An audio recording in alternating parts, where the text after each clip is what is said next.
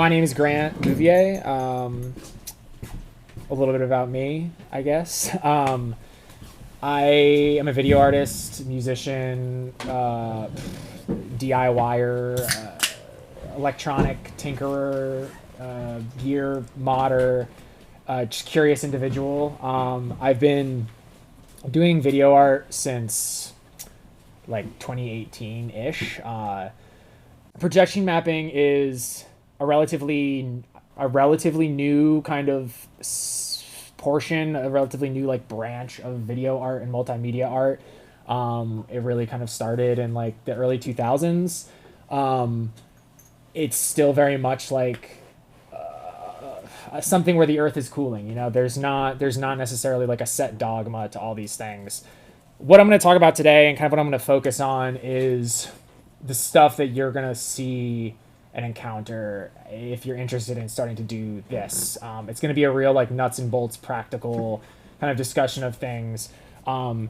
It's really going to be a decent amount of plumbing, video plumbing, like ins and outs, things that you want to look out for, softwares that maybe you want to be aware of.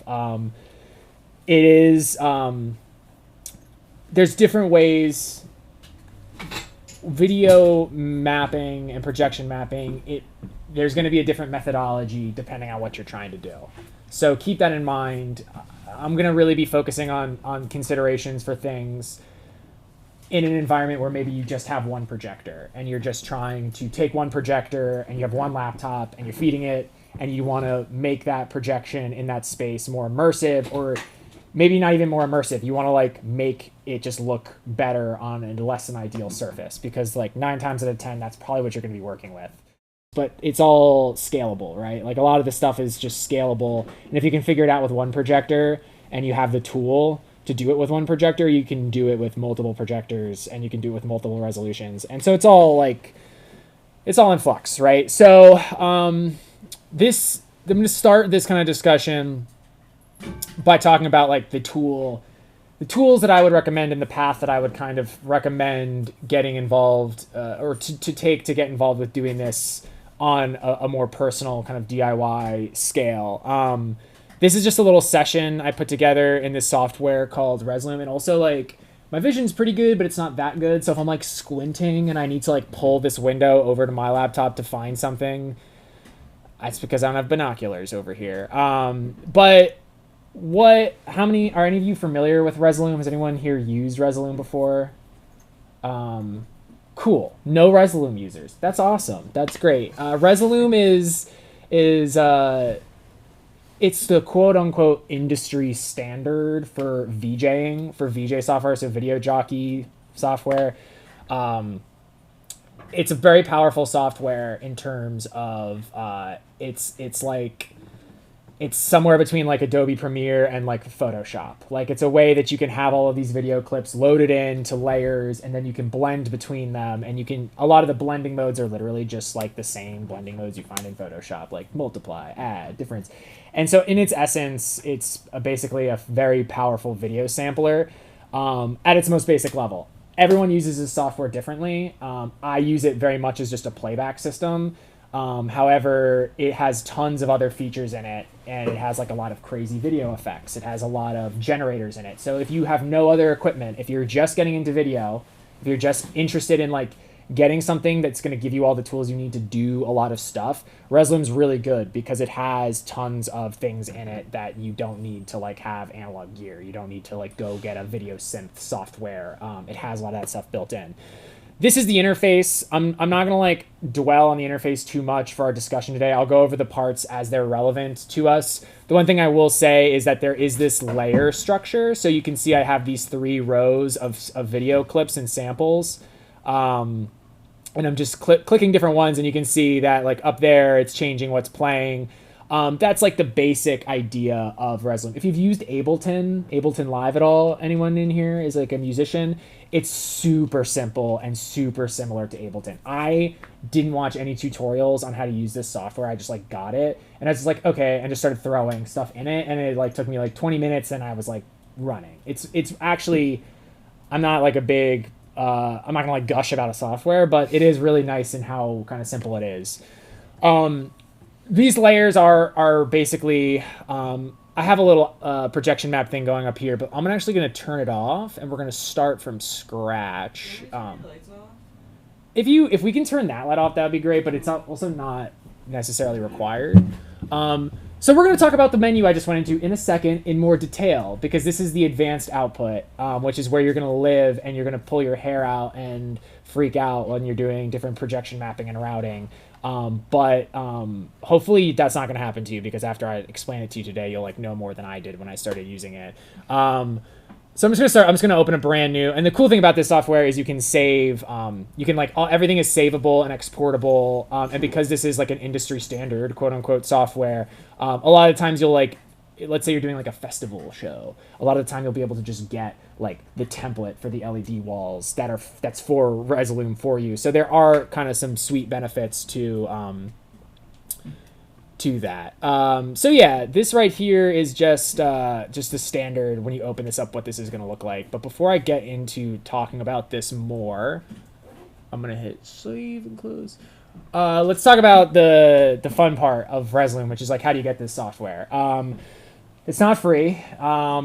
It is, I believe, if you have an EDU discount, there's two versions. There's Resolume Arena, which is like the full version. It's like the suite, if you will. And there's Avenue, which is like a light version. If you want to do any projection mapping, you are going to have to get Arena in it, which is kind of how they get people to get Arena. There's no way to do any kind of like output routing without Arena. And as we get into talking about this, you'll understand really quickly that the power of projection mapping is not necessarily that you can like do a building and make a building all crazy and projection map. A lot of the time, projection mapping is awesome because you can just route signals to a bunch of different places, and then you can take a room and like 2 or 3 projectors and all of a sudden turn it into like something much more expansive than you would by just like duplicating the signal everywhere. So if you have an EDU discount, you can get Arena, I think for $300.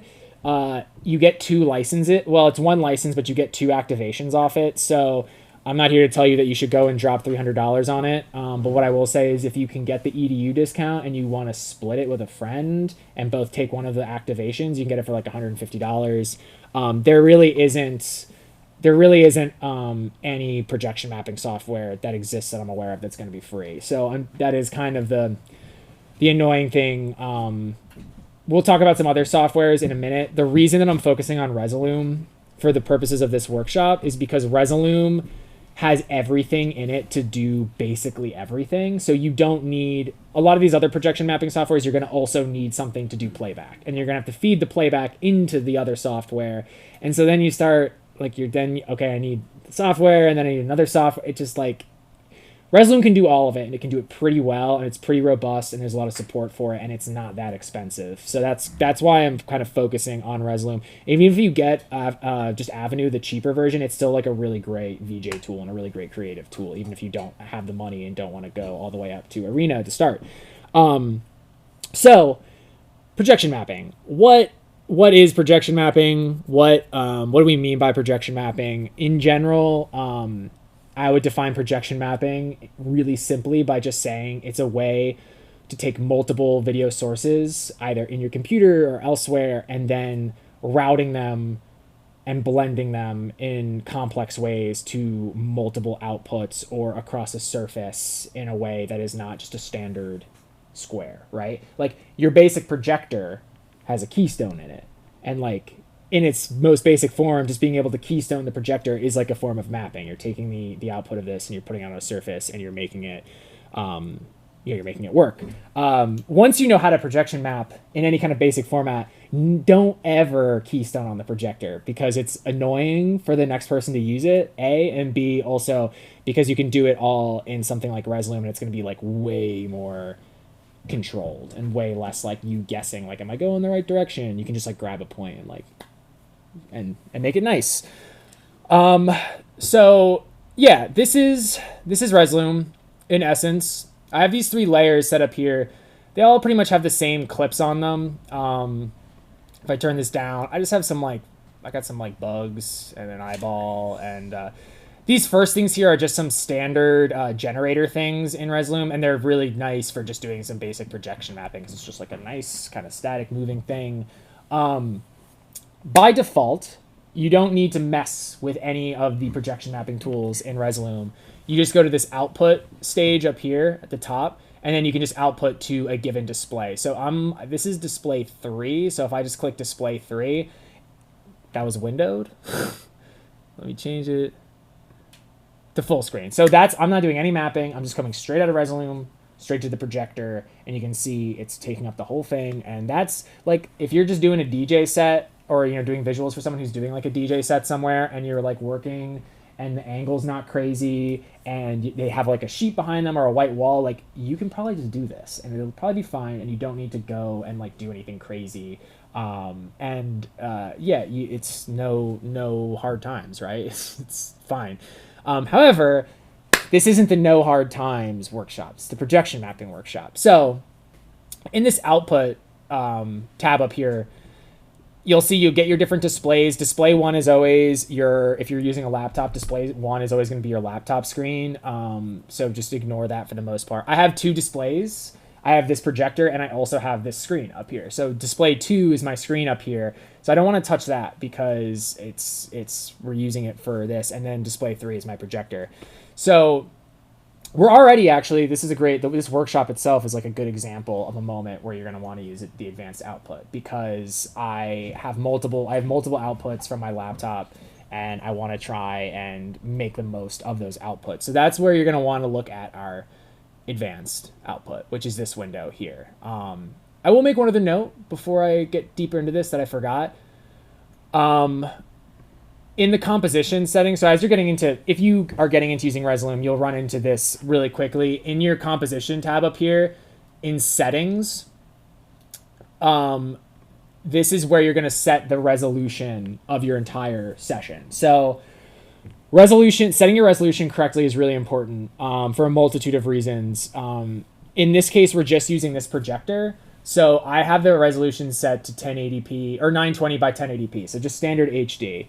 That's going to be really, really normal for like 95% of your projection mapping setups, or like if you're just doing something really straightforward, like just putting a single output out of your laptop, because that's standard HD, right? I don't know that much about aspect ratios beyond the basics, but that's standard HD. And so this session is set to that. And this is an important thing to know about for projection mapping, because while in this situation we are using one projector, you may be in a situation where you have 2 projectors or something like that. And that's when knowing the intended physical size of the projection area becomes important, because you want to set your composition resolution to that. So let's say you have 2 of these. Let's say we had 2 of these projectors and we wanted them side by side, right? So you'd want to come in here and you'd want to set your size right here to 1080 by 1920 times 2.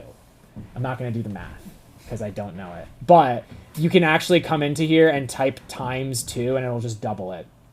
The reason that's important is because that's going to give you the initial space to do the mapping on. Not relevant for this example that we're doing here, because again, we're just using the one projector. But that's the first thing. The second you're like, I'm going to come in here, I'm going to start messing with the advanced output, the first thing that should run through your mind is, let me make sure that my composition resolution is set to what it's supposed to be set at, which is going to be circumstantial. It's going to depend on what you're doing. So let's dive into the fun stuff, which is the advanced output. So the advanced output there's a lot of stuff in here, and there's a lot better way to learn it than just poking around, which is what I did to figure it out, sort of. And that's what this workshop is for, is to talk about this. But even on its surface, it may look kind of complicated, but it is relatively straightforward. This here is going to be like your main display window. Over here is going to be like settings for whatever you're displaying in here. And then this bar to the left is going to be where you have your screens and your slices. This is where you're going to want to start. This is the first place you're going to want to look in the advanced output. The advanced output has 2 different sections up here. It has the input, and it has, or the input selection, and it has the output transformation. Output transformation we're going to talk about in a second, because that's going to deal with, like, I mean, we can look at it quickly just as to illustrate this. So Output transformation is going to basically be what is ultimately being spit out of this software. So if you see, I can grab it and I can like scroll it up and it's getting smaller, and you can see on the screen it's corresponding. If we go to edit, so this is transform up here. If we go to edit points, let's say you just want to keystone this to make it look correct at this angle. You can just come in here and edit point and drag this up and keystone it. And then that's, you know, in a lot of situations, if you're in like a house or doing like a DIY show, or you're even at like a medium-sized venue that doesn't have a projector, the advanced output is really great to have just to do your own keystoning really quickly. And as I said earlier, it's a lot better than doing it on the projector, because the projector, if you're at a real venue, they're going to freak out at you if you go in and start messing with the projector settings. But also it's like kind of a faux pas to like change people's projection settings. It's really, you're supposed to like leave the projector set the way it's set, and you go and you use your whatever you're running to kind of change your resolution and things like that, or change your keystone and stuff. So that's the most dumb, easy projection mapping you'll ever come across, and it's probably the one you will do the most, is going into the advanced output and just doing basic like changing your corners to get them. Or let's say we wanted to just make this smaller and not edit the corners, you can just like Command Z, and we can take this, go back to transform, make this smaller. It's a lot of the same Adobe shortcuts, so Shift Option is going to keep it centered. Yeah, there we go. So you can just make this smaller, and then you can go from there. You can even up the keystone, and this is all eyeball, right? This is all you just looking at it, because what's on this screen here is not always going to be accurate to the surface you're looking on, and that's actually kind of the point, right? What you're seeing on this screen, you're not going to be like looking at this being like, oh, I need to nudge this point up. You're going to be looking at the thing on the wall and saying like, is this good? Is this good? Is this good? Is this good? You might even want a spotter or somebody to like be looking at it with you, because right now I can't actually tell if that's straight. I'd want to like stand on the stage and be like checking. So it's really one of those things where it's cool to have somebody to work with when you're doing this. You can do it alone, but sometimes you can't. If you're doing something really big and you're like up in a church loft or something, you kind of need someone on the floor to do it. But yeah, in essence, that's like the dumbest, most simple way to do projection mapping, is you just go to your output transform, and that's controlling the final output of what is coming out of Resolume. Let's look at the input selection, because input selection is where things can get a little bit more funky, a little bit more fun, and there is sort of a logic to how this stuff works that is not obvious on the surface. So inside Resolume, screens are our final outputs. So here on the side here, you'll see I have screen 1 and I have slice 1. So screen 1, when I click on this, over here under screen 1, you'll see device. And device is whatever I have display 3 selected. Remember we said display 3 was my projector up here. That is going to be my projector output. So I have it selected to that. I don't want to switch it to display 2 because I don't want to mess up my windowing, but display 2 is this TV, so I could switch it to display 2 and make that what the screen is sending to. The reason that this is useful is because we can add screens. So if I go in here to this plus button, I can add another screen, and now I have screen 2, and I can change this. Let's say I had another projector. I could set this to that projector, and we could start to have a multiplicity of different projection outputs from our advanced output, just using screens. And you can also adjust your height and width of your screens. So if you have like a projector that's like 720 by 1280, like let's say you have like an old school SD projector, because they're cheap and they're laying around and like they're great, they're pixely, we love them. You could come in here and you could change the screen resolution to match whatever the projector is. And if you don't know what the output resolution of your projector is, you can go into your system preferences and whatever. If you're using a PC, it's the same thing. You can like see what the native resolution is for that projector or screen. So because we are working with but one projector today, I'm actually going to delete this second screen here because we don't need it. You can also name this. I'm just going to name this projector. I can't see if I'm spelling this right because it's too far away from me. So let's do projector 1. So you can rename this. And this is also helpful. You should get in the habit of naming everything in your advanced output, because if you have another software, which we'll talk about in a minute, that's like looking for this, that's looking for these things, it's a lot easier to have projector 1, projector 2, or something like that rather than just like screen whatever. So those are your screens. The screens are going to be, again, like I said, directly correlated to the output. And generally, you're not going to mess with your screen too much in the output transformation. Screens are mostly going to be something you're going to set in the input. I believe you can actually change the settings for the screen in here too, but it's all one like set of settings. It doesn't change whether you're input or output.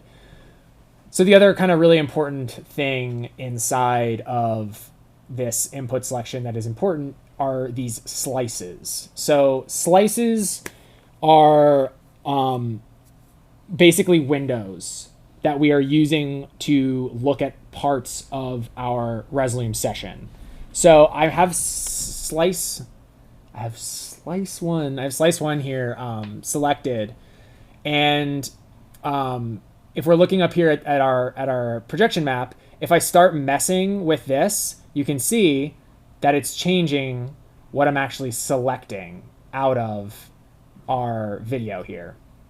So think of it as this slice is sampling a portion of whatever's coming in to the advanced output. In order to select what your slice is looking at, you're going to use this slice menu up here. So right here, my input source is my composition. And in Resolume, your composition is like your master, final, main, primary output, right? So if I just hit save right now, and I start shifting between these, and I turn that up and I turn this down, and we can kind of like blend between stuff. This is all of our composition output, and it's just getting thrown up here because remember our slice is just sampling the entire main video input of our composition.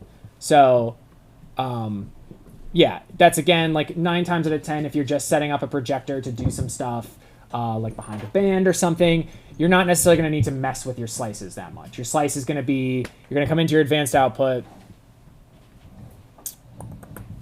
and you're going to look at your screen and see, okay, my screen is set correctly. My screen is set to the right projector. And you're going to click on your slice, and you're going to say, okay, slice is set to composition 1, great. And you're going to see that this is completely maxed out. This is completely stretched to encompass the entire thing. And then you're going to be good to go.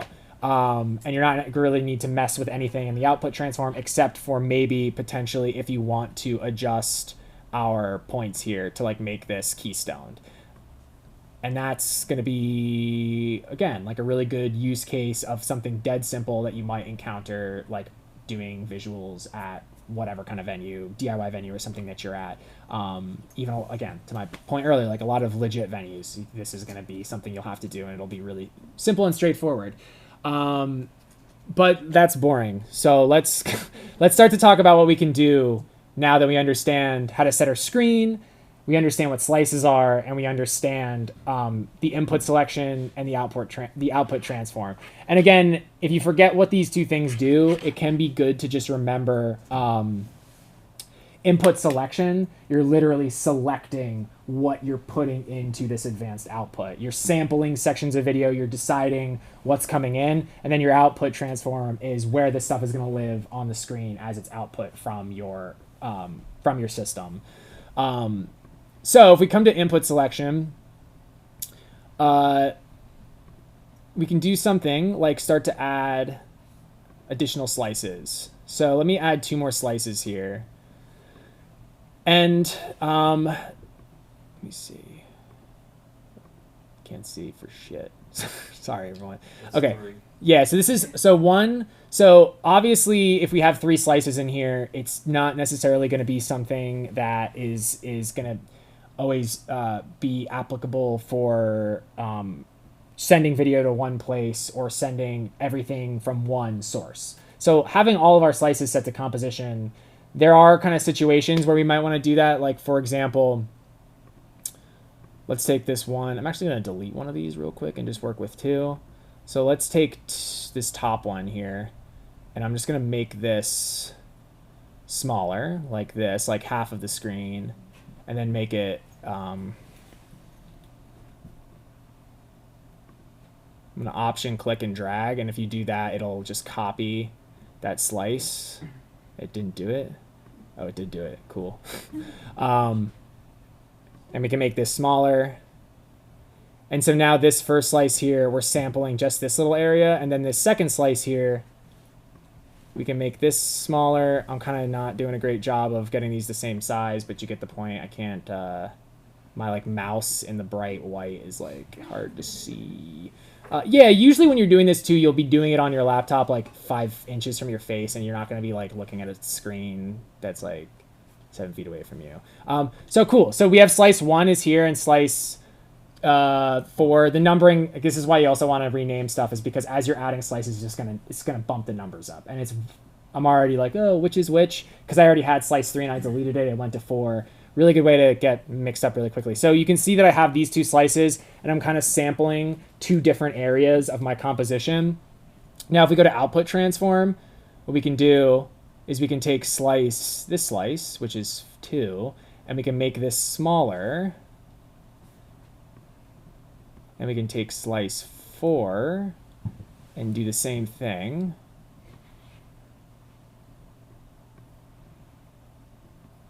And I can turn this one off. And now you can see we're sampling different sections of this. And this is all not correct. Hold on.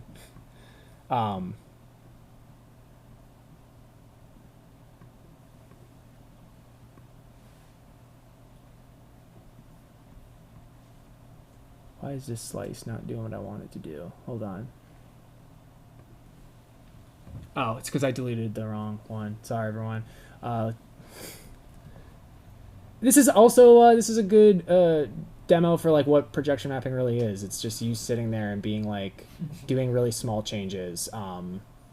It's not the most exciting thing in the world, but you know, it's cool. So these are not meant to be equal or anything. This is just meant to illustrate that I'm taking 2 slices and I'm sampling 2 different sections of my composition into these 2 different squares, and now I can move these around. And like, let's say that you're in a gallery and you have 2 big frames on a wall that you want to fill. This is how you would do that. You'd figure out what part of your input video you want to sample off your composition, and you use your slices to get that section, and you come to your output and you move these around accordingly to get them placed. So that is kind of the step up from doing, that's sort of the next step up from just doing some basic keystoning. Is saying like, oh, I have these different sections of stuff on my wall that I want to, you know, specifically have these mapped out to. Now, this is going to be completely dependent on the space you're in. It's going to be completely dependent on like the geometry of like what you're working with.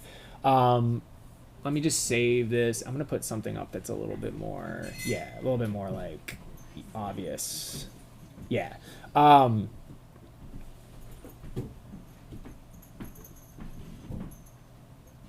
So in reality, this is great, and this is going to start to get you into a zone where you're going to start to understand where, you know, how your input slices work, how your output transform works. And once you really understand how to organize your input slices and place them in the output, that's like 99% of what this advanced output is really going to allow you to do. Of course, if you had another projector, you could set up another screen and you could start doing the same thing on this. So, you know, you could imagine that you could have two projectors set up with some distance behind you, and you could have a really long wall set up, and you could have that entire wall, the 2 projectors covering, and you could start to have different areas on that wall doing different things. You can also, on the input, you can do masking. So you can do things like add an input mask and do like circles. Did I hit the circle on this one? Nope. This is really, I really like the mask tool in Resolume because it's dead simple, and a lot of the time it's nice to just be able to like throw a circle on something, and you'd be surprised how often that just putting a circle on something and then adjusting its size will like get you to a relatively good zone of being dialed in. So yeah, you can use masks to start to get, and as you can see back here on our input selection, There are many masks. There's a bunch of different ones. There's a heart in case it's like Valentine's Day and you're doing a Valentine's Day gig. There's a triangle because we all love a good triangle. It's like the magical shape. And there's also this pen tool, so you can actually go in and draw a shape. You can also adjust all of these settings for height and XY coordinates manually up here. I don't do it often. Let me give you a scenario though where this is useful. Let's say that you're going to do, this is a very good example, and Resolume is really designed to kind of do this type of thing. Let's say you're going to go and you're going to do an LED wall gig at like a festival, and they're like, hey, this is our stage layout. We have like 3 LED panels that are behind the artist. One's way up here, one's in the middle, and then like one's on the DJ booth. Like, you know, as that happens at, I haven't been to a festival in forever, but like that's a thing. And they're like, yeah, you got to figure out your mapping before you get here. A lot of the times they'll have an LD, like a lighting director, who will give you this stuff and be like, here's an output mapping for you that you can just load into Resolume. But let's say they're cutting corners and they're not hired, they don't have shit for you, and you're on the flight there and you're like in your hotel that morning and you have to figure this out. If you can get a photo, if you can get like a picture of the stage, you can actually go into here and load, see, it's kind of hard to see this input guide here. You can go in and you can load a photo into this. I don't have any do I have any? I have like a USPS like thing on my desktop I could throw in. You can input a JPEG into this and use it as like rough guides to stuff, to start to be like, okay, I want this slice here at the bottom for this like bottom section of the LED wall. And that's when these coordinates, like these X, Y, and things like that, can kind of come in handy, because you can like get really granular with it. And in a situation where you're like walking in blind, it's good to spend some time like with the input mask to like make sure you have it like to at least a place where you're comfortable with it. So yeah, that's one other thing I'll mention is you'll see that this starts to stack as you add the masks. It starts stacking in like a very Photoshop layer-esque way. You can move this stuff around, and the top is the priority. So whatever's at the top of your of this is going to be the thing that is going to be at the top. It's going to be the, you know, at the front of what you're looking at. So I'm going to delete these masks for right now, just because I don't want them. I'll leave this one on for 1 second because I do want to come to my output transform. And if we click on your output of slice 2, and we click on edit points. So yeah, a circle is not always going to be perfect, right? You're going to want to get into this sometimes and get even more granular is a word I'll use a lot to describe some of this stuff. You want to get more specific. So when you click on this slice in the output transform and you go to edit points, down here you're going to see this warping area, and you can turn this from linear. So if I grab this point like this, I can drag it around like this. You see, and I'm starting to like do just that top corner. If I command Z, I can also go from linear to Bezier, and I can now use my great Bezier tool to do like more complex kind of bending of this stuff. And this, if you're starting to do stuff on like complex architecture, if you're like trying to do shit on the side of a building, the Bezier tool is going to be really, really handy, because it's going to allow you to like bend straight lines in a more ergonomic way than you'll be able to bend with the linear. The linear is cool. You can do a lot with the linear warp tool. So I'll go back here and just click linear. And this is like what we were doing earlier when we were just like getting a keystone. It's like more of a simple, like I'm just changing this spot, right? I don't think I need to dwell on explaining that in much more detail.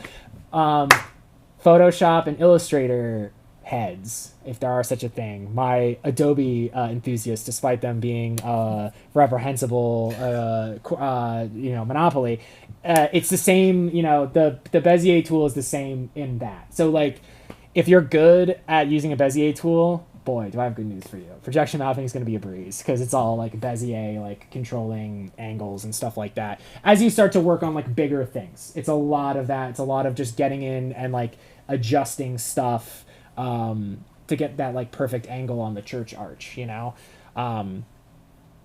You can also add divisions. So if you want to add more points that you can adjust, you can start clicking X and Y, and you can see now I'm getting more Bezier points in here. There's a limit to this in terms of how useful it's going to be. I'm going to talk about another software in a minute called MadMapper. And MadMapper is kind of the other software that is a bit more powerful than Resolume. And if you want to do something where you're getting really into the weeds on like getting a structure perfectly set with a projector, adding a gazillion subdivisions in here, adding many subdivisions in here. There's a limit to like how like you're using a hammer and you need a scalpel. Like it's just there's not it's an exercise in futility. You may eventually get it to be right, and if you do, that's sick, and that probably means you're better at this than I am. But MadMapper is really designed to make this whole process of getting like really precise angles a lot easier. So Resolume is amazing for doing what we're doing right now, though, which is just taking inputs, using our slices to grab chunks of it, and then spreading them out. So let me see. Let me go back to my input select here. I'm going to delete this mask. I'm going to delete this slice. So we have our two slices here. So right now we're sampling the same thing, our composition. A lot of the time you're not going to want to just be sampling the same thing. Let's say you are doing something like in a gallery and you want to have like paneled out stuff. You're probably not just going to want to be like grabbing pieces of your main composition and spreading them out. You're probably going to want to use different inputs. So for this slice 4 up here, let's change this input source. And when you click that, you're going to get a whole bunch of things. You're going to get your composition, your preview. You can actually literally use the whole project, which I don't recommend doing because you'll create a feedback loop really quick, and it's not like a cool feedback loop. It's like a stroby, seizure-inducing one, or it'll just like crash. Our layers down here, though, this is where we can start to do some more complex input routing. We can start to grab different layers and put them different places. So I'm going to select layer 1 here, and you're going to see now this slice here, you can still see the other slice, like you can still see the shape of it. But if I look at slice 4, now I'm changing where I'm pulling off of this top layer number 1. I'm going to grab this slice. Is this still 2? Slice 2. I'm going to also put slice 2 back in the middle. And now I'm going to choose for slice 2, input source layer 2, which is this swirly thing. Let's do layer 3. I don't know what's on layer 3. Nothing. This is a good moment. Let me save and close and go to layer 3. And let's put on something. Let's put this on, shall we? Turn this up. So now we have 2 different sources coming from my different layers that are going to my output. This is great for situations where you're just, let's say you're just setting and forgetting. Let's say you're just setting up a projector and you just want things like an installation. Let's say you're doing an installation, not like a live set or something, and you just want to have these different things set. You can go in here, you can set your slices, figure out what part of your input that you want, use the actual slice adjustment for that, and then you can come to your output and we can move them around. Amazing for doing something like installation. Not great if we want to start to change clips, because if we save this and we go and we look at our layers, there's no way for me to change. If I want to change this layer here, I have to like click on it, and it's just a quick change. Like I'm not fading between 2 things, which like in a live set, you're going to want to fade and blend and do things like that. So this is not ideal. Let's do this to the eyeball. Now let's go to the bugs. And then this bottom one, we'll just leave like this. So in this situation, there's kind of 2 different ways that we can set up our Resolume project so that we can control what input is going to what slice. There's the way that they're going to tell you how to do it on the internet.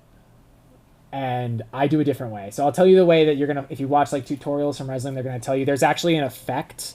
If you come over down here, this is where all of our like, there's a bunch of tools. We have sources, we have effects. There's something called a slice transform. And the slice transform, you put it on a layer, and it allows you to select which slice that layer is going to. So you can essentially put a slice transform on all 3 of these layers, and then you can point the layer to the slice that you want to send it to. Boring. I don't like doing it that way. I personally, I do a lot of live sets in projection map spaces where I think it's really clunky to have to go in and select which slice you're using on each clip. So I don't do it this way. I do it this way. I go layer. So we have layer. Which layer are we on? This one. Okay. I can't see the tiny text. So if you right click this, what we can do is we can go group right here, and we can create a new group. And so now this layer is inside of this group. And I'm actually going to click on this group, right click, and go insert below. And I'm going to throw another, did I throw another? I'm going to click on this and go insert below. There we go. So now I just added another layer inside of this group. And let me just grab a couple clips here to put in this. Now, of course, another fun thing about Resolume that you're going to find out is you should always do your advanced output projection mapping at the end when your set is set up. Because the second you start, and this is a kind of a buggy thing, I don't know if it's a bug or a design feature or if I don't get it. If you start to add layers, it's going to bump things around in your projection map layer priority. So as you just saw, when I like added that new layer, it like changed what was happening with the inputs for my slices. So don't do what I just did. In general, get your session set up, get your layers the way you want them, get your clips loaded, and then you can go in and start selecting different inputs and getting your slices set up. Because if you get your output map and your input selection all set up and then you add layers, it'll cause chaos to a degree that no one wants to deal with, especially if you're like under the gun and at a gig. So I'm gonna click on this guy. Actually, let me just make sure I'm on the right group. So this is group 1. Let's do this. And I'm actually gonna I'm just gonna create a new group. So I'm gonna set up 2 groups here. And I'm going to drag this layer into that group. So I have 2 groups. I have group 1 and group 2. You can go to output, advanced. And so now with these 2 slices, I'm not going to set them to a layer. I'm going to set them to group 1, and I'm going to set them to group 2. And so now what that allows you to do is it allows you to do something much more akin to a live set where you're able to actually fade. So group 1 now, I can fade that down, and I'm getting my swirly thing, and I can fade this up, and I don't have to just immediately like click to change. Well, I just did there. I can fade between 2 layers, and so that you're able to like much more smoothly transition between things.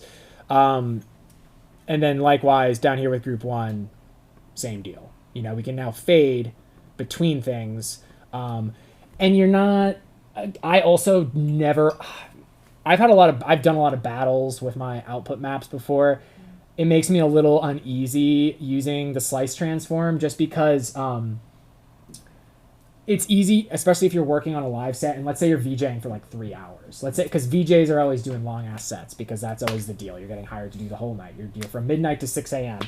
It's easy to like go in and change something in an effect way down a layer, like the slice transform, and then forget what that's set to. Like it's to me, it's another layer deep that's easy to forget about or easy to set incorrectly. Where if you have all your groups set and they're all going to your slice and you can fade between the sources within the group, to me, that's a little bit more elegant. It's less menu diving. It's more like, these are my groups, these are my slices, my groups correspond to my slices. I don't have to worry about this again. You're set and there's peace in the universe, at least in that moment.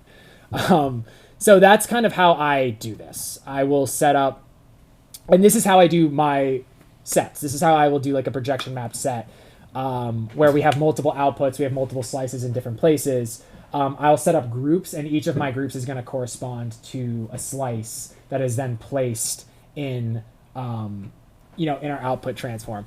Also, I will say another really practical thing in this example right here. we have just one projector, but something that is really useful is when you have multiple projectors, we could just add a screen just for demonstration here. You can drag one of these over onto the other projector, and then you can, instead of just having this tiny little area on our output transform, we can have it be the whole thing, and then you can control multiple projectors and have like different things happening on different projectors, which again is going to be like a lot of what you're going to run into in a space where you have multiple projectors.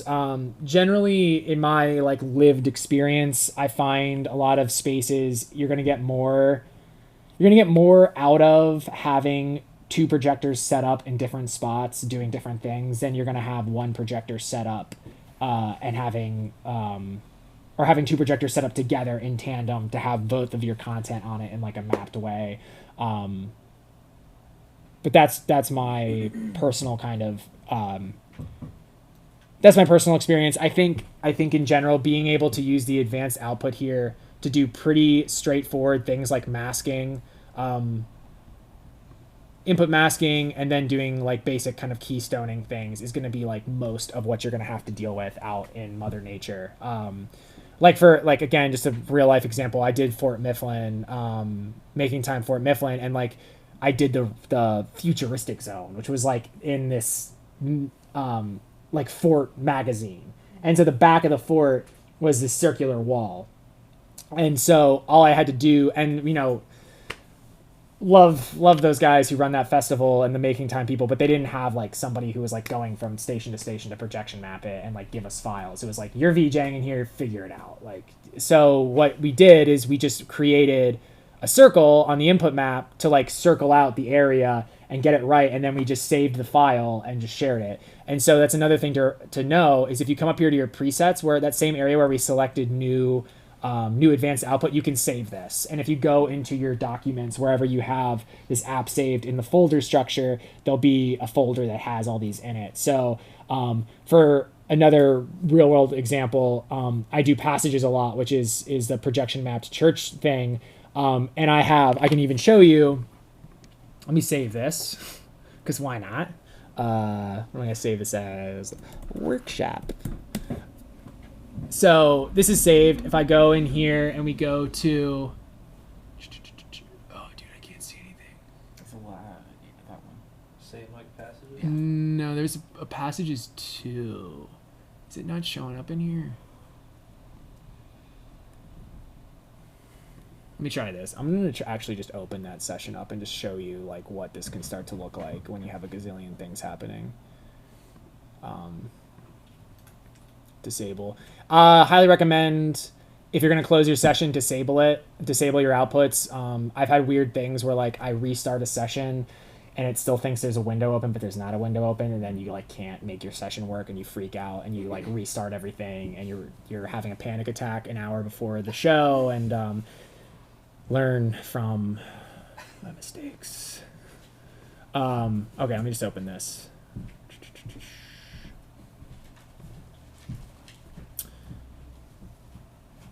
Awesome. So this is like a gigantic session that's going to load slow because I have so much stuff in it.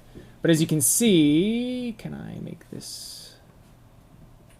It's not letting me make that smaller. So as you can see, I have my groups set up. It's a little hard to see because there's so much happening, but I have my groups, and the groups are named for the parts of the architecture I'm using. I'm using the arch, I'm using the front wall here. And if we go to my output, my advanced output,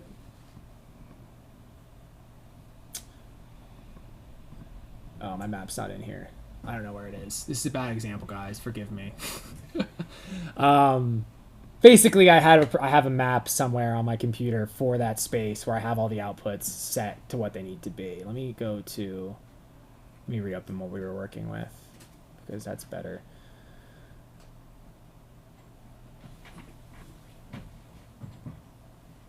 Okay. So a lot of the times you're not going to have to reload an advanced output. It's just going to stay. So if I go to advanced here, it should just stay. What is going to change though is you do need to restart clips and stuff. So they'll all like start as not started. So yeah, I want to show you guys MadMapper quickly. I've talked more than I was thinking I was going to, which is not always a bad thing.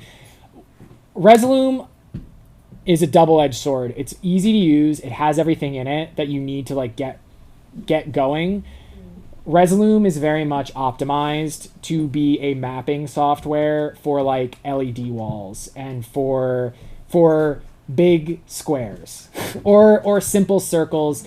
The advanced output is a little crude in terms of like if you want to start doing like really specific kind of stuff.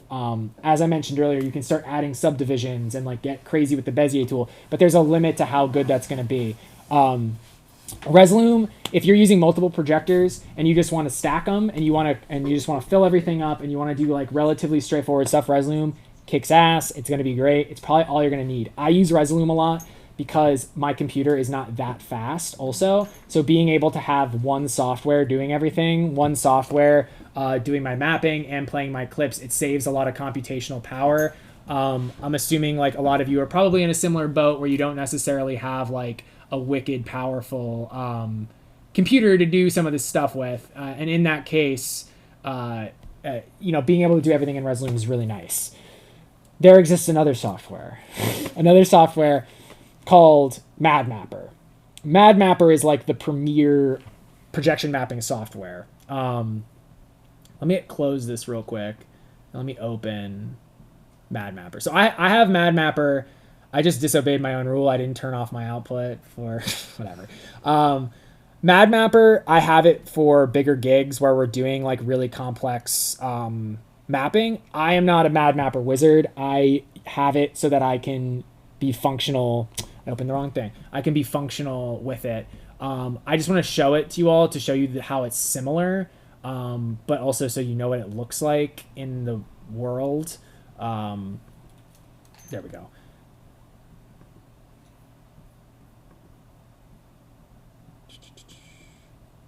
MadMapper is like, I think with an educational discount, it's like, again, it's like a similar price point.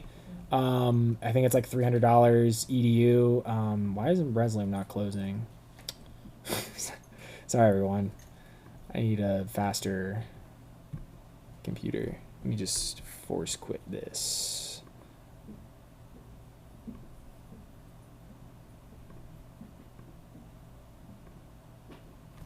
Okay. So this is what MadMapper looks like. Kind of samey in terms of, we have, instead of having two different windows that we flip between, we have this output window and we have this is like our input selection over here. So if I zoom out with this, I actually don't even know all the shortcuts in MadMapper because I don't use it nearly as much. So this is going to automatically select our video output up on this side thing here. You can see these little buttons are going to flip between. This is our like input, essentially like our input map here. And then this is selecting our output. I can't see at all. I'm going to do this. I'm going to cheat to set this up because I can't see and I don't know MadMapper well enough. MadMapper is not without its pitfalls. It is a hungry software. It definitely requires you to, it requires a little bit more patience, but it can do a lot more powerful things. And if you're getting into an area where you're using more than one projector, MadMapper is going to be a lot more efficient for that. So just to kind of show you what like a basic thing would look like in here, if we come in here, this is where we're basically going to be selecting our sources. So I'm going to add a couple of these quads. Quad is just like a four-sided polygon. So let's just add one. And then I'm going to go output just to get this working. Go full screen mode. What is that error message? There we go. I don't know why it just gave me that. So this is now similar. You can see now I can adjust this. And this window here is basically like my output transform. And this over here is like my input selection. And then I can add, this is essentially like slices over here. And I can add various slices, and we can like put something different on this one. Like let's put this cool glowy thing. And let's pull this on top because this is very Photoshop-esque, where we can start to... So you get the idea. It's very, very similar, where we have one section which is basically like our input selection, similar to like grabbing slices, and then we have the other half here, which is like our output transform, where we're going to place things. You can get insanely more complicated with MadMapper with all the different masking tools. Like you can do, it's much more akin to something like Photoshop.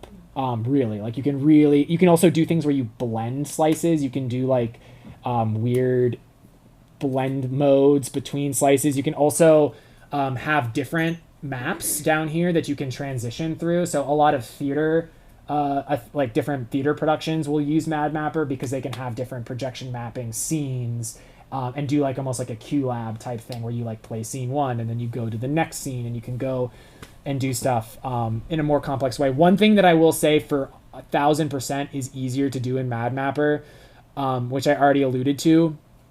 If you're doing something with multiple projectors, if you have 2 projectors, Resolume can be a bit of a pain in the ass because you're guessing what your resolution is. You're not guessing because you have 2, like I said earlier, let's say you have 2 HD projectors, so you just multiply the resolution, the 1920 by 2, and that's the width. But you'll find that sometimes that's in theory how big it is, but your surface is maybe slightly smaller than that, so you have to start like minusing a little bit, and you just have to start guessing a little bit, and it can be kind of the worst experience in the world trying to like guess the resolution. God, let's think of a worse game to play than like guess the resolution. Oh, and by the way, if you don't get it right, this isn't gonna fucking work. That's not true. You can get it to work, but it's definitely like, I hate that aspect of Resolume where you have to sort of guess the right resolution with 2 projectors that you're working with. MadMapper will automatically detect your 2 projectors, and you can just place them next to each other, and then you don't have to like guess what it's going to be. It'll automatically detect it and set it for you, and it's much more flexible in adjusting your like map afterwards. Like it's not going to totally mess up your entire thing, your entire map, to like make slight resolution adjustments after the fact. So MadMapper, I don't recommend getting MadMapper if you're just starting out for 2 reasons. One is that it is kind of a complex beast. It is easy to get a hang of, but all it does is map. Resolume is great as like a beginner tool because it is going to give you a whole suite of things. Like it's going to give you what you need to start VJing. It's going to give you what you need to start doing projection mapping. It's going to give you built-in effects. It's going to give you all sorts of cool things, where MadMapper, yeah, we have these generators here, but they're like, they're not really that awesome, and they're pretty, they're just like for testing stuff. They're not really like, it's like a color gradient. So that's MadMapper. I've been talking a lot. I've been saying a lot of things. That was a lot of information. What are some questions? What are some thoughts? I went a little bit longer than I was expecting going through that, but I want to definitely make sure that we can chat about stuff. There's a question in the back. Just a basic one. What is an LED wall? An LED wall is, I mean, if you've been to like, I'm trying to think of where in Philly has an LED wall that I know of. Like a light wall? Yeah, so like if you've ever been to like a bigger festival or something, like a lot of the times their stages will have the gigantic like screens, but they're not being projected on. They're literally like walls that are like LEDs. And so LED walls are, some people love them, some people hate them. Stadiums or something? Yeah, stadium. So like a jumbotron in a stadium, those are LED walls. Have you been to Vegas? Ever, like, imagine that's, if you want to make a lot of money doing this, go be an LED wall tech in Vegas. Or like be like a designer, like a content creator in Vegas, just making like assets for all the different casinos. Probably a ton of money. Not my bag. I don't gamble, but I do like Vegas, but not my bag. So that's what an LED wall is. There a lot of the times, if you're working with somewhere that has an LED wall, there will be an LED wall tech. There'll be somebody whose like job it is to like deal with that. And a lot of the time you can just hand them an HDMI output, straight up your composition. You don't need to go into advanced output, just hand it to them and they'll plug you in and that'll be it. I've been in situations where that's not the case, where we kind of needed to know what we were doing, but like it's pretty rare. But it's good to know how to go into the advanced output to make some subtle adjustments if you need to. And your LED wall guy might like, your LED wall person might be like, I don't know, they might be incompetent, and so you might need to know stuff. You know, we're all artists, we've been there, we know. People get jobs and they lie on their resume and you have to do whatever. So yeah, that's what an LED wall is. Really long-winded answer to that. Other questions or thoughts, concerns? Yes. So for your in Resolume, the clips that you had for, let's say, like the passages show, yes. Like, did you create those inside Resolume, or did you bring them in as like clips? And in terms of like exporting those clips from whatever software, do you have to consider like, I guess, the resolution? Yeah, it's a great question. That's a really good question. So like thinking about content that we're using, I'm just reopening this to like have it. So a lot of this stuff is stuff that I create either, I just did that wrong, is stuff that I create with like analog gear, or I create it in a software called Touch Designer, which Touch Designer is another thing that I should mention to all of you because it's a really great software.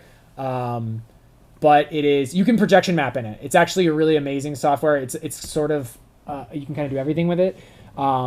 Wicked powerful. I would not recommend getting it if you're just trying to get started because it is a bit complicated and you kind of need, there's no training wheels. You really need to do everything yourself in it. It's like a coding environment kind of.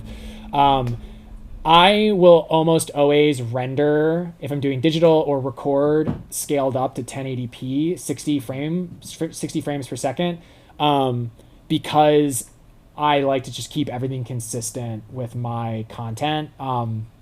So I have like a scaler over here that I'll set up in a little bit to like do some stuff, to just do like jammy stuff, that I can take analog in, and I can scale NTSC analog, which is like 24.56 frames per second, up to 60, and I can scale it from 4:3 to 1080.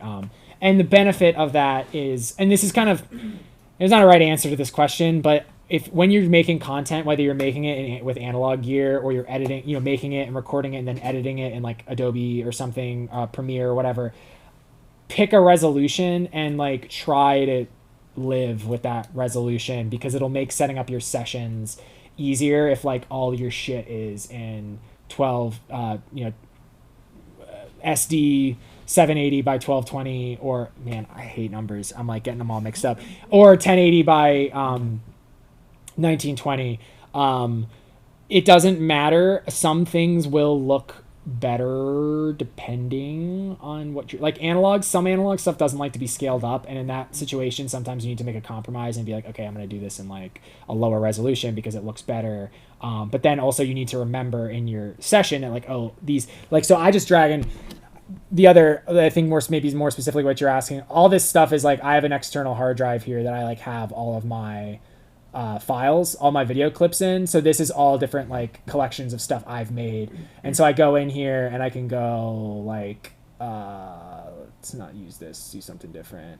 Some stuff like this, which I did in Touch Designer recently. And I just grab it and I drag it and I drop it in here, and then we can do stuff like this.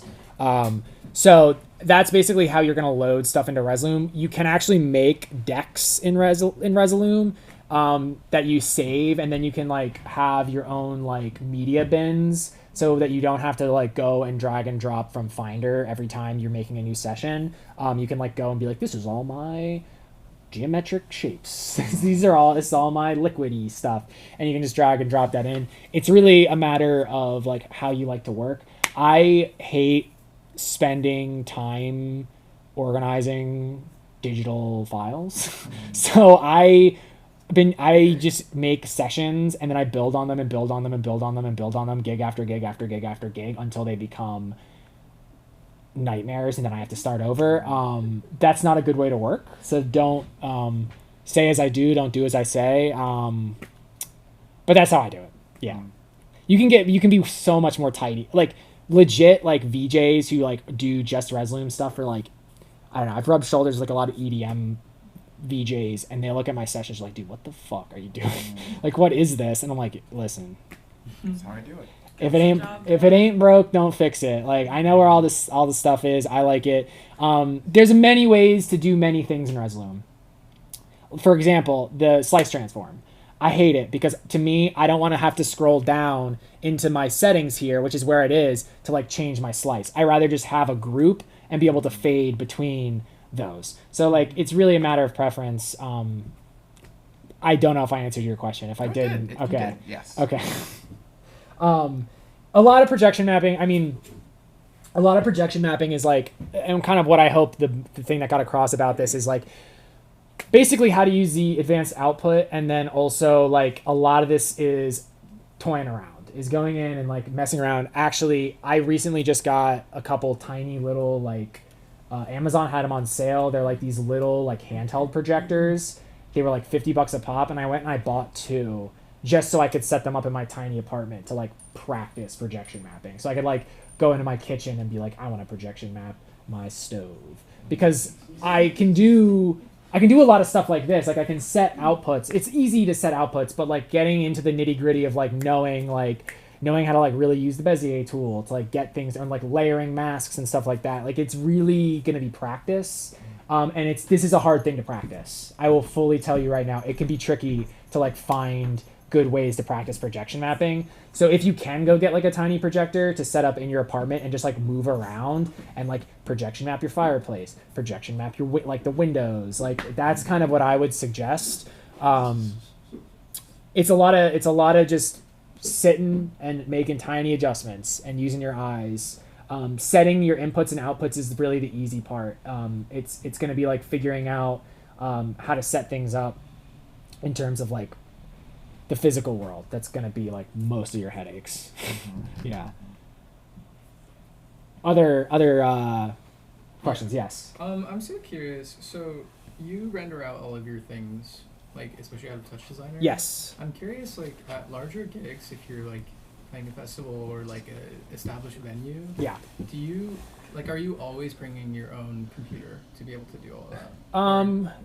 So generally, so there's like a lot of different ways to kind of approach this for like anything that's going to be like an industry gig. Like if you're being hired to do like visuals for a DJ, like a bunch of DJs at a club, like you're going to need to bring your computer probably, and you're going to need to just like have an HDMI out to give them. There are times where like some places will have like a system that they'll want you to use. I've never encountered it because I feel like that's less and less of a thing. I feel like that was way more of a thing like 15 years ago when like it was difficult. Like it was hard to have, like Resolume was really not very good at that point in time. And like now personal computers are so powerful that you can do crazy shit and you can do 120 frames per second. And it's like, so generally you're going to be expected, like if you're doing a gig in like a club or like a festival, like you're going to be bringing something. If you're doing a gig at a festival, they may have media servers for you. Like something that level, they might have like literally a whole setup where you come and you plug in a hard drive, you load your session, and you're using their whole thing because it's so, something like that is so controlled. Like it's so, there's no margin for error. And so they have like their media server and their computer that you plug your shit into. I've never been in that situation. I know it happens. I know people who will kind of make sessions for these festivals and make them to go on their media servers and things like that. And a media server, I should clarify, media server is basically a fancy way of saying like it's the computer rig that like the venue or the festival has. So it's usually like a computer with a good graphics card. It's usually like some kind of like 4K scaler, like a power supply, like a whole bunch of garbage in like a rack case. Okay. And it's like there, and you show up and you're sweating and you plug in and you do your thing. I've never done it. That's not my bad. Like I don't like doing gigs like that personally. I mean, I would. The money's good, but I've always done things where you're just bringing your own computer. I will say it is good to, even if you are somebody who has like an analog, you want to do like an analog set, it is good to like be familiar with something like a Resolume, because like you'll probably be working with somebody who is putting that in and spitting it out through that. So yeah, cool. Did I answer your question? All right. Other questions? Yes. Just in general, like when you do gigs, is it like, are you constantly changing and like working on it as you're like going through the night, or is it kind of more like you sort of set stuff? Does it vary? What kind of gig? Yeah, it varies. So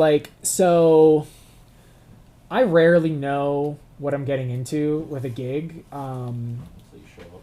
Yeah, I rarely know what I'm getting into, because the type of music I do is either going to be like highly improvisational, or it's going to be band I don't know. And I'm sorry, I'm not like, I don't get paid enough. Like I have my rate, but my rate doesn't include me like listening to your discography before. So it's just like you roll up and like I have like a skeleton that of a set that like I can even show you. I can like show you like my this is my like I got a gig. I got one projector. It's there's no output map kind of set up, and it's really a chaotic mess, but like I know it very well.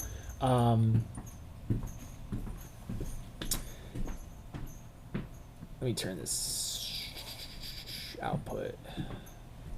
And you're saying it's like kind of like a default one? Yeah, this is like, yeah, when I like roll up to, when I'm like doing a gig and I'm just like not sure, or I'm not like building something out like in advance, this is like what I don't know why is my thing not like, my Resolume's like not size adjusting, which is really frustrating. Let me try now. Sorry, everyone. This is like, this multi-screen stuff can be kind of a headache. I don't know if maybe it's like locked. Whatever.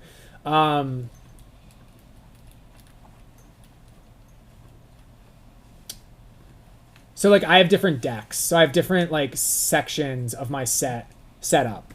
And I have different shit on each of them. So this deck is like a subdivision of the set. And this is all my feedback, like analog feedback stuff.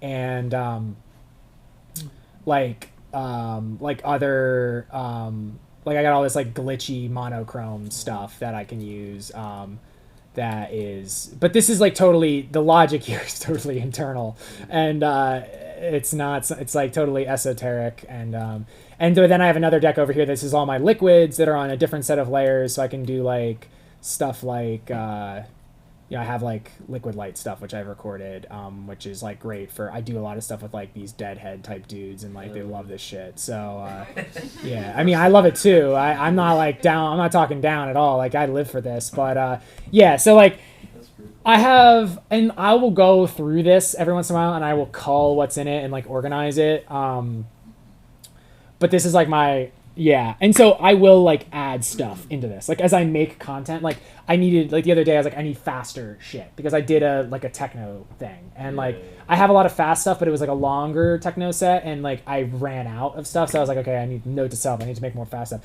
So like I will make that type of stuff, and I'll go in and I'll like add stuff that's like more like crazy fast stuff. Yeah. Do you have it set up in a way, like does it ever cycle through things like automatically for you, or you just you can, yeah, you can do that. You can like automate like fades and stuff. I do not do that. You just kind of do it by hand. Yeah, when I did Fort Mifflin, I did set up some liquid light stuff that would like slowly fade in and fade out, because I was the guy who was covering the chill out room like was sick the last day, so I needed to just like be there all day, but I wasn't being paid for it, so I just like set up some like really like slowly like changing stuff. So you can do that in Resolume. Like you can do like more installation type stuff. So I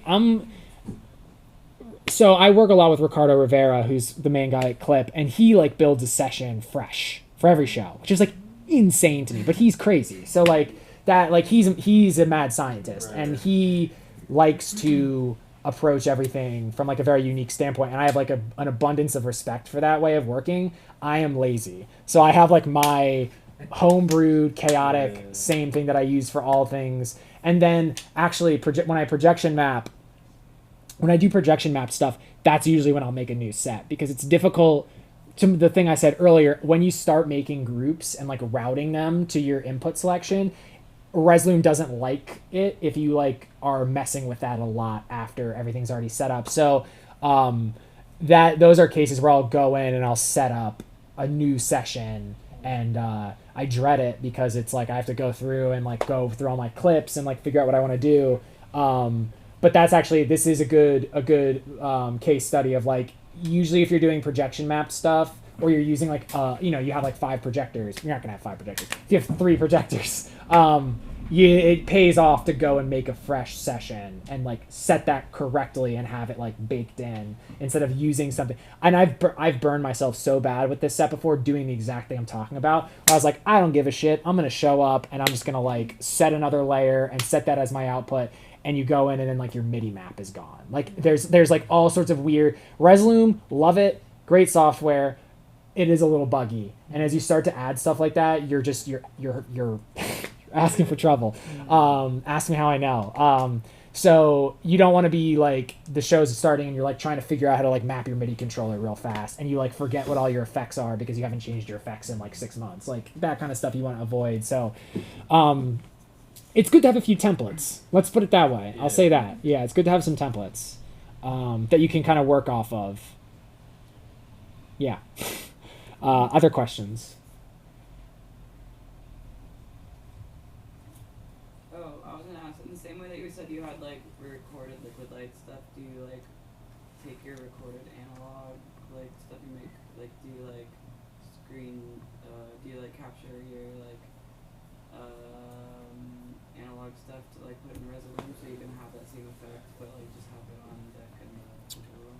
Yeah, so I use Resolume like a big sampler. Like there's like tons of effects and generators in it. I hate going there with it because default to like mid or something. Yeah, I record, so like this stuff is like stuff I did in Max MSP. Like I have a ton of stuff I did in Touch Designer.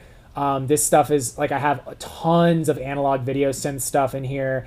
So I'll record, and I can actually, like, if we could take a break and then I can set up some analog stuff and kind of talk about the recording chain. I record everything through like OBS. Like I'll set up like a capture card and record things through OBS, and then I'll go and like edit it in Resolve, because Resolve is free, great video editing software that is free. And just make sure the aspect ratio is set, make sure my frame rate is set. That's a really good thing to do if you're recording analog gear, is like have a set. It's what I said earlier, like have your personal standards for everything so all your files are consistent. And then I'll export those and I'll go and put those in Resolume and like yeah, well, you said that you take the Resolume output into OBS. Yeah. And then you record OBS. Does that shortcut needing the song? So I will rarely go from Resolume to OBS. I can show you guys in a little bit like how to set up OBS with like a capture card. So I'll take like the output of my analog setup and then go into a capture card, and then you can use OBS, which for those of you who are not familiar with OBS, I'm jealous because OBS was like the streaming software everyone had to use during the pandemic to do like their like ukulele live sets. But you can use OBS is so much more powerful than that. It's a streaming software, but you can also use it to select. You can basically use it as like a video recorder. I think we're gonna try and have an OBS. We're definitely gonna have an OBS workshop at some point. Yeah, OBS is like wicked powerful, and people kind of sleep on how great it is. But I use it with a capture card to just record like my analog setup, and then I take those files and I go and I edit them in like another software to clean them up and like, you know, get edges nice. And sometimes there's weird frame things with analog stuff, so you just want to clean that stuff up. And then I just use Resolume as like a really over the top video sampler just to like play stuff back. Essentially, people go crazy with Resolume and they'll use all the effects, and there's so much cool stuff in it. I'm not really about it. It's not really my style. I use it when I need to occasionally, but I use this stuff like a caveman. Like I use it for the advanced output. I use it to projection map, and I use it to play clips. Like that's 99% of what I use Resolume for, and it's like a quarter of what you can do with the software. So there's a lot more to it than what I really like utilize it for. Yeah. Another question? I don't want to take up too much time. No, I mean, you know, it's for. This is where I care. Like, do you ever like? Could you like take two different, I guess, like sources of things you have and like blend them into each other? So almost like the visuals are kind of like Yes. mixing with each other. Yeah, or do you yeah. tend to do that more like on your own through like art programs more? So than you just have the video. I blend. That's like the main thing I'll use. So like now I have like 2 layers going at the same time, and I have the blend mode on difference. So like I'll do something like this all the time, where I have like something flashy going on in the background, then I have something more like slow moving and evolving happening on top of it. I'll like blend liquids all the time, and I'll do like a multiply or something to get like a more complex image out of it. So that's one of the things that Resolume really excels at, is that like you take 2 simple things and you layer them on top of each other, and you can change the blend mode, which the blend modes are all the same kind of blend modes you're going to find in Photoshop or anything like that. And you can start to get these really complex images. I'll do stuff where I like take like liquids, and I'll do like these hyper digital. I'll take something like this. I also do use the colorize. I'm like kind of lying. I use the colorizers in here a lot for liquids, if I can find my colorizer, just because it's nice. I usually have a MIDI controller set up to like do this faster. So I can take something like this. Let me turn this down. Like what we're seeing now is like a bunch of different visuals. Yeah, these are 2 different combined things. into- And then I'll do something like, I'll take like this like grid and like put it over the liquid, and I'll get rid of, let me just kill that other thing that's going, that like flashy thing. Yeah, so like this is not like the most clean example, but like I really like to take my like visual aesthetic is taking like super digital textures and then like super analog textures and like trying to marry them together. Because I don't like super digital stuff, but you can do so much wild thing. Like I don't like digital, but also like, dude, 60 frames per second is so smooth. Like it's like silk. It's like playing Halo 2, you know? You're like, it's just great. So like I like to take that kind of stuff and like create kind of sparse digital things and then like intercut them and like layer them with like super analog stuff. Yeah. And I don't do that baked in. I won't like edit that in. I try to make my clips as like base as possible, so then I can layer them later in Resolume. Yeah. Question. Audio reactive kind of. Audio reactive. Yeah. So audio reactive. So Resolume, I don't know how much like, I think there is like a microphone. I think you could set up like an audio interface to like have like a microphone input or like use an audio clip. But more useful is it has MIDI in, so you can get a MIDI clock from like if someone's doing like an Ableton set or has a drum set, you can get their MIDI clock and then you can BPM sync everything. So you can have like It's if you're interested in doing like if you're somebody who is like an electronic musician and you want to create like a visual system, Resolume's amazing because you can just MIDI bus it over. I think it actually takes Ableton Sync also now. I think they updated it. So you can just like get everything tight like a tiger, you know, like set. Also Touch Designer, same thing. MadMapper, I don't know how much like MIDI interface it has. I'm sure it has it. But you're not going to be like doing a ton of that in MadMapper realistically. Yeah. But yeah, Resolume is seamless for like audio reactive stuff for the most part. So kind of jumping off that question. So in terms of like, right, because I feel like when you're referring to MIDI, you're referring to like affecting the effects. But how about like if you're generating like video of some sort, is there like a software like that you can use to generate? I guess you can use like Maxim SP or whatever. But like, right, you can use MIDI to generate visuals, I guess. So use MIDI to generate visuals. So there's a ton of generators in here. I'm just like trying to be a good boy and like keystone this since this is a workshop about projection mapping. I don't know that much about the generators. They can be MIDI. So like there's like different like let me just show you. Like we can look together because I don't know what's in there. Let's go up here. onto this, a new area, which I'll save this in here and forget it's in here and be like, who added all this stuff later? So like lines, let's see what's in here. I don't know, I don't love that, but I don't know. Let's just throw this up and put it in here. So this is like a line generator that is built in, and you could definitely sync this, like the changing of the angles. You could like change that to a MIDI clock, and you can set up LFOs and envelopes. Yeah. So you could like have it on the beat pulse and like change the width, like change like the number of. So it's not like straight up a video synth, but you can get like pretty damn close to like a video synth with it. I know people who go nuts with the generators, and that's like their whole thing. Not my style, but like not in any like degrading way. Like I think if you don't have other stuff, you should 1,000% use the generators. I like using other stuff personally. Yeah. Cool. Yeah. And again, I say the Touch Designer, the free version is crazy. So you can do wild stuff. You're familiar with Touch Designer?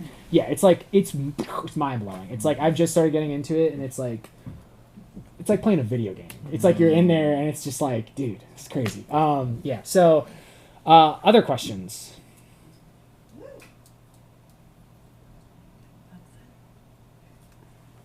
Awesome. Well, I really appreciate everyone hanging in there. That was a lot of information. Again, the spirit of this is to just like, now you know about it and you know the tools and you can try it and mess around with it. Let's take like a break. I'm gonna set up some other stuff to kind of mess around with. But yeah, have some tea, smoke, go for a smoke.